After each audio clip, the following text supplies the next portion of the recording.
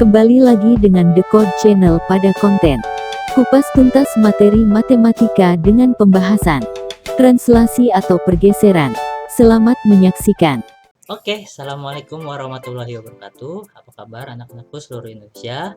Pada video kali ini, di channel ini kita akan coba bahas materi yang berkaitan dengan translasi pada bab transformasi. Oke, langsung saja kita menuju materinya ya. A few moments later. Oke, pertama-tama kita harus tahu dulu apa itu pengertian transformasi ya. Lalu kita juga harus tahu apa saja jenis-jenis transformasi. Kita lihat ya, apa sih pengertian transformasi? Nah, di sini pengertian transformasi adalah perpindahan atau perubahan letak suatu benda atau objek atau suatu pemetaan titik pada suatu bidang ke himpunan titik pada bidang yang sama. Artinya transformasi itu adanya perpindahan ya atau pergerakan ya. Nah, lalu apa saja sih jenis-jenis transformasi? Yuk kita lihat ya.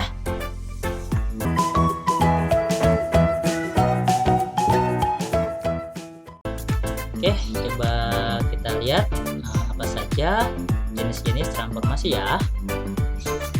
Nah, kurang lebih ada 4 jenis transformasi. Nah, yang pertama yaitu adalah translasi atau pergeseran. Nah, di sini jika kita ilustrasikan kurang lebih seperti ini ya, Nak. Nah, translasi itu artinya pergeseran. Nah, kemudian yang kedua itu adalah refleksi atau pencerminan. Ilustrasinya kurang lebih seperti bagaimana kita bercermin di kaca ya. Nah, maka akan berbentuk sebaliknya ya. Nah, kemudian yang ketiga itu adalah rotasi atau perputaran. Itu bagaimana kita memutar bangun atau titik tersebut ya. Nah, dan terakhir yang keempat itu adalah dilatasi atau perkalian atau juga disebut pembesaran atau pengecilan ya. Misalkan kita punya bangun seperti bintang lalu kita perbesar menjadi seperti itu. Nah, ini namanya dilatasi. Nah, kurang lebih akan ada 4 jenis transformasi yang akan kita pelajari di semua sesi video ini ya. Oke, langsung aja kita menuju materi yang pertama ya, Nak. Oke, langsung kita masuk ke materi translasi.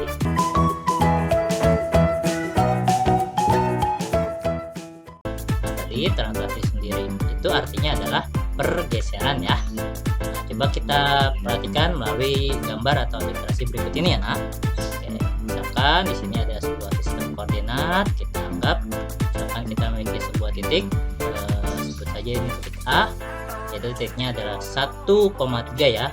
Ingat-ingat bahwa titik koordinat itu adalah x, y. Lalu Bapak sendiri punya sebuah titik lagi, yaitu sebut saja titik B berada di 1,1. Dan terakhir kita memiliki sebuah titik, sebut saja ini titik C, yaitu berada di 3,1 ya. Nah, jadi melalui titik-titik ini coba kita hubungkan, jadilah sebuah segitiga ABC. Nah, jadi kalau misalkan kita tulis titik-titik koordinatnya, Nak, yang pertama titik A itu sendiri adalah 1,3 ya. 1,3. Lalu titik B itu adalah 1,1. Ingat, kita tulis terlebih dahulu tunggu X-nya dulu ya, baru Y-nya, X, Y. Lalu titik C-nya itu adalah 3,1. Lalu kita ingin geser nih, Nak, ya. Kita ingin geser sejauh 3 satuan ke kanan dan 2 satuan ke atas untuk masing-masing titiknya ya. Sekali lagi kita geser sejauh 3 satuan ke kanan dan 2 satuan ke atas. Nah, biasa kita menotasikan atau menyimbolkan 3 satuan ke kanan dan 2 satuan ke atas itu bentuknya seperti itu ya, Nak.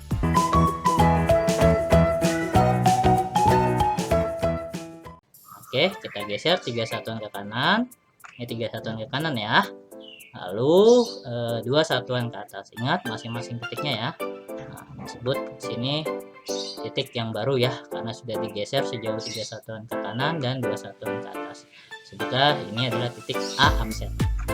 Lalu kita lanjut ke titik yang B. 3 satuan ke kanan, 2 satuan ke atas. Sebut saja di sini titik B aksen ya. Nah, yang terakhir titik C sama 3 satuan ke kanan lalu 2 satuan ke atas, sebut saja di sini titik C aksen ya karena sudah digeser. Lalu sama seperti sebelumnya kita hubungkan dari titik ke titik ya, jadi sebuah segitiga. Nah di sini kita lihat sama-sama, kita tentukan dulu titiknya ya. Yang pertama titik A itu adalah 4,5, lalu titik B itu adalah 4,3 dan titik C itu adalah 6,3 ya. Masing-masing titiknya ini sudah bergeser sejauh 3 satuan ke kanan dan 2 satuan ke atas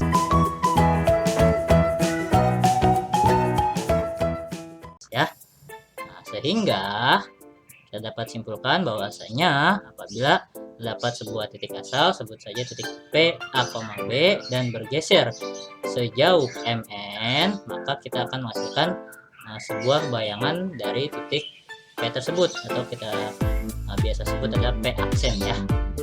Dengan caranya itu dengan A ditambah M dan B ditambah N. Ingat ya, tinggal tambahkan saja kalau translasi itu ya. A ditambah M lalu B ditambah N ya. Keterangannya kita tahu bahwa simbol ini merupakan simbol translasi ya, atau pergeseran ya. Jika M-nya positif, maka dia akan bergeser ke kanan. Tetapi jika M-nya negatif, maka dia akan bergeser ke kiri. Sementara jika N-nya positif, itu akan bergeser ke atas, dan apabila N-nya negatif, itu akan bergeser ke bawah. Itu kenapa pada contoh sebelumnya kita lihat bahwa 3-nya positif. Berarti M-nya positif. Berarti dia akan bergeser ke kanan, dan 2-nya juga positif, berarti N-nya positif, berarti dia akan bergeser ke atas. Apabila M-nya negatif nanti, maka dia akan bergeser ke kiri, dan apabila N-nya negatif maka dia akan bergeser ke bawah. Pokoknya M itu kanan kiri dan N itu atas bawah. Oke, cukup mudah ya untuk materi translasi ini pada bab transformasi ya. Sekarang coba kita langsung masuk ke contoh soal. Tapi sebelum itu, jika dirasa terlalu cepat penjelasan video ini, silakan diputar ulang video ini secara pelan-pelan supaya dapat dipahami secara utuh dan komplit.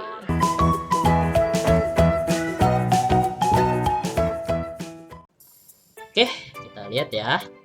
Contoh soalnya, misalkan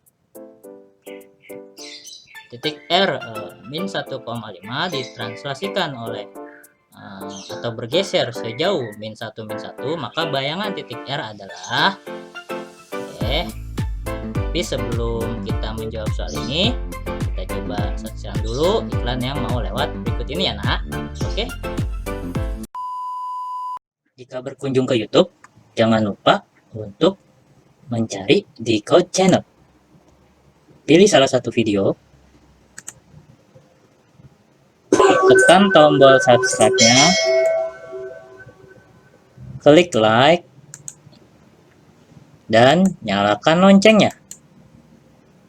Terima kasih. Enjoy this video.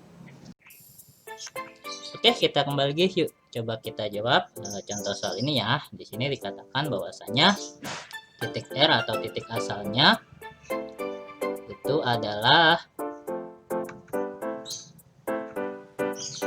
1-1,5, lalu ditranslasikan atau bergeser sejauh min 1,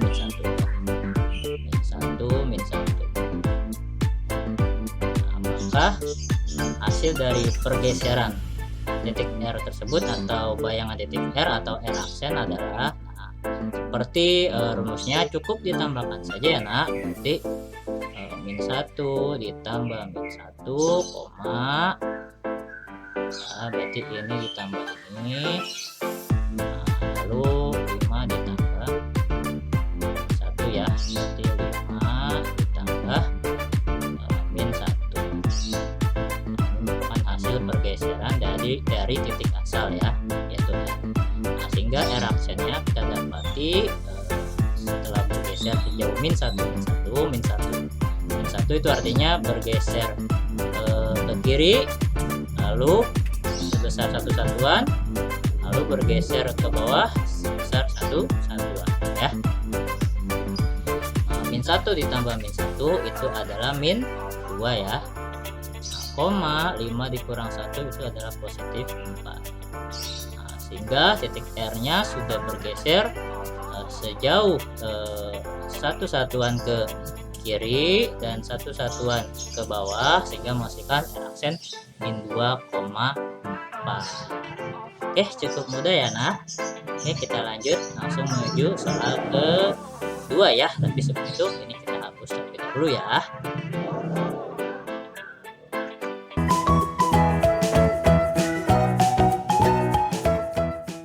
Oke, kita lanjut ke pembahasan contoh soal yang kedua ya.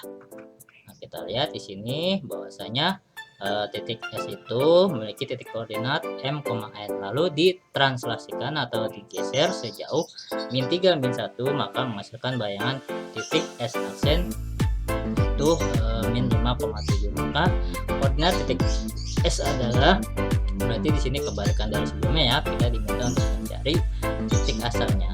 Kita gambarkan dulu ya nah ya. Jadi misalkan kita memiliki titik S, yaitu titik asalnya, titik koordinatnya itu M, N, lalu ditranslasikan sejauh min 3 min 1. Min 3 min 1 berarti bergeser 3 satuan ke kiri dan 1 satuan ke bawah ya. Ini harus paham nih maksudnya ya. Sehingga menghasilkan bayangan titik S aksen yaitu min 5,7. Berarti sama seperti contoh sebelumnya ya. Ini cukup mudah sebetulnya. Sesuai dengan contoh sebelumnya, berarti kan ini ditambah min 3 harus hasilnya min 5 ya, dan N ditambah min 1 hasilnya harus, atau kita ubah ke dalam bentuknya lebih bagus lagi, berarti M ditambah min 3 itu hasilnya harus min 5 ya, dan N itu kalau ditambah min 1 itu hasilnya harus 7.